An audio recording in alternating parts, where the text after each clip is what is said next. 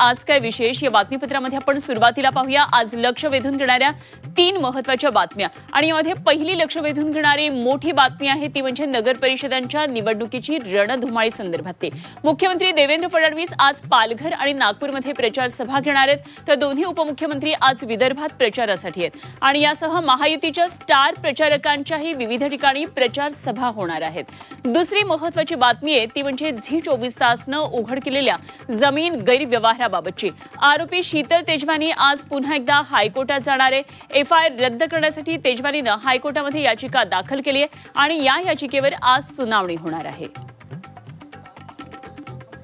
तिसरी मोठी बातमी आहे ती म्हणजे मुंबईवर पसरलेल्या दाट धुराची मायानगरी मुंबई धुरामध्ये आता हरवलेली आहे आणि कालपासून मुंबईवर धुराची अशी दाट चादर पसरली आहे त्यामुळे दृश्यमानता आता कमी झालेली आहे आणि याचा फटका हवाई वाहतुकीला बसण्याची शक्यता आहे। मुंबईतल्या हवेची गुणवत्ता सुद्धा सध्या खालावलेली पाहायला मिळते। तेव्हा या 3 महत्त्वाच्या बातम्यांवर आज आपली नजर कायम असणार आहे आणि या संदर्भातले सविस्तर रिपोर्टही आपण पाहणार आहोत आणि या संदर्भातली ताजी माहिती रिपोर्टर्सकडून जाणून घेणार आहोत। या 3 महत्त्वाच्या बातम्या आपण आज काय विशेष या बातमीपत्रामध्ये पाहणार आहोत। सध्या मुंबईतल्या हवेच्या गुणवत्तेचा एक मोठा प्रश्न उभा राहिलेला आहे। हवाई वाहतुकीला सुद्धा याचा मोठा फटका बसतो आहे। या संदर्भात काय होतं ते आपल्याला पाहायचं आहे।